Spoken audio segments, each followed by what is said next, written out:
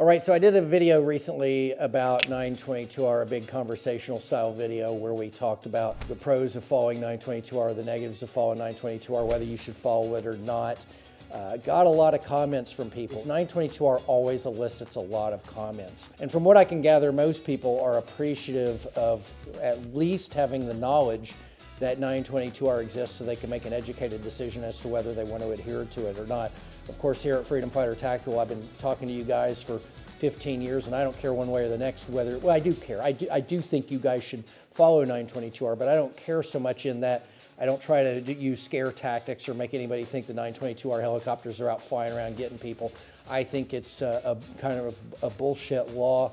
I think it's poorly written. It's very vague and ambiguous, and getting a prosecution on it's probably going to be very, very tricky. That all being said, it is out there, and it is something to contend with. And if you value your gun rights and you value your freedom and you don't ever want to have a problem with 922R, I always tell people for less than an hour in an attorney's chair for a consultation, if you were charged with 922R, for less than an hour of that attorney's fees, you can have your gun, at least the Benelli M4, outfitted properly so that 922R doesn't become an issue for you. So that's one way of looking at it, that you can spend the money up front and at least take that off the table. But I got a lot of interesting comments. One person said 922R will probably really only come into play after a shoot, whether the shoot is good or bad. And of course, if it's a bad shoot, it's probably going to be one of the charges. If it's a good shoot, there's probably going to be a lot of scrutiny and maybe some trouble over it. And I agree with that. I think that 922R is one of those things where you know, unless you're involved in a situation, it's at least with this gun. I don't know. 922R, I think, is more of a rifle law with AK-47s and other things. But at least with the Benelli M4, I think, and this is just simply my opinion, it's not legal advice or anything like that, but it seems to me that it's one of those things that really you're only going to have any trouble with it if you're already under law enforcement scrutiny for something else, shooting, or maybe in possession of other guns that aren't legal and they're going through your cabinet and racking up charges. I don't think it's the kind of thing where you're going to be at the range and somebody's going to walk over and take a peek at your gun. That doesn't mean that if you're at the range and you've got it outfitted illegally under state law, maybe you've got a collapsible stock on there, or maybe you've got a 14-inch barrel or something like that, that would actually violate federal law. But also there's state laws that ban the 14-inch barrel as well. Here in California is one of them. But there are certain features on the gun that if you had them, I think if you were at the range, would attract attention from law enforcement. But I don't think 922R is one of them. Personally, I don't see that as something that they would be coming at you about. But I agree with that commenter that it's likely you're already involved in something and it's coming under scrutiny. If you want more videos on this subject, be sure to check out our playlists for other videos on the same topic. Somebody else said you're 100% spot on. Why have a headache if you can prevent one? And that's kind of what I've always said is you know, and when I've told people, they're like, oh, it's $300 to get it outfitted or $400 to get it outfitted with 922R parts. I always tell them that, you know, the last time I paid for an attorney for any sort of legal work, I was paying at least $500 an hour. And this was 10 or 15 years ago for somebody who specialized in their field. So if you are dealing with somebody who's a criminal defense attorney and they're charging you by the hour, you might be paying $1,000, $1,500 an hour.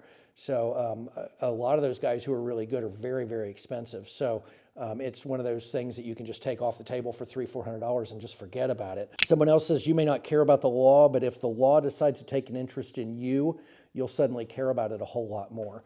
And I think that's exactly right. I mean, it's kind of like people love to talk about how lawyers are pieces of shit. And then the second they're in trouble, they call a lawyer. So, you know, you can't have it both ways.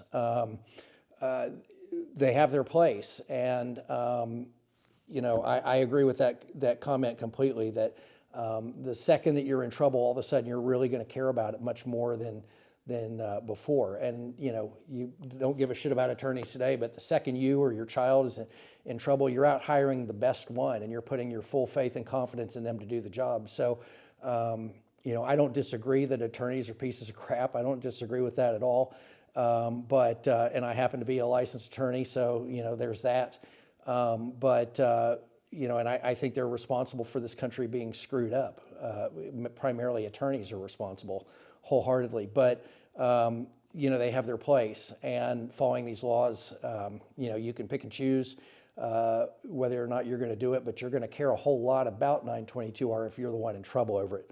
And finally, somebody said something like, who cares about compliance, especially if you live in a state that doesn't care? Well, there's a couple things to be said about this comment.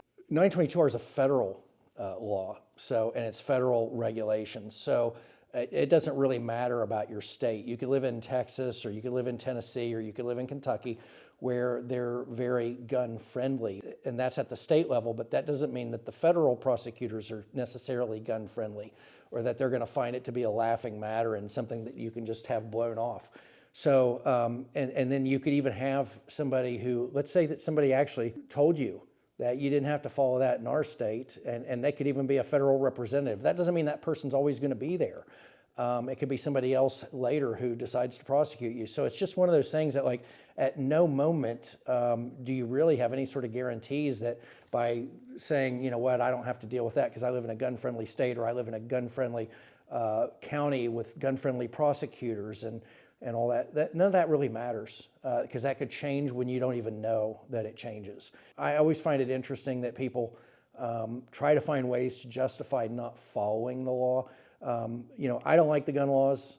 I think most of the gun laws are ridiculous. I would rather not have to talk about it. I'd rather not have to think about it. You know, I'd rather it be much easier for all of us to exercise our freedoms. But on the other hand, the laws are in place. I mean, you know, like I said, I don't care if you follow them or not. Personally, on an individual basis, I don't care. It's none of my business what you do.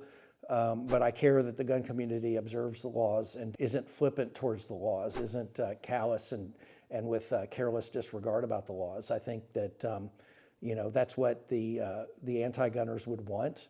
I think that by observing the laws and following them as best we can and making sure that we do it to the letter of the law, and even sometimes belt and suspenders approach.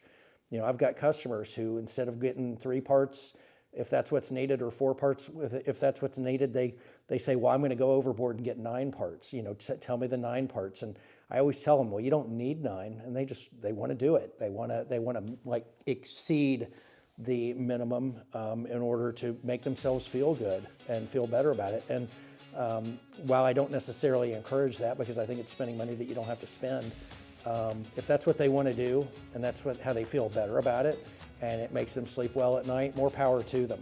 So, you know, at the end of the day, everybody has to decide what they want to do. But, you know, those of you who really try hard to encourage people to disregard it, I just find that to be terribly inconsiderate, and it misinforms people. I think that the better thing is to let people know that it exists, that it's a bullshit law, that it's hard to understand, that it's vague and ambiguous, and that the likely successful prosecution on it is probably pretty unlikely.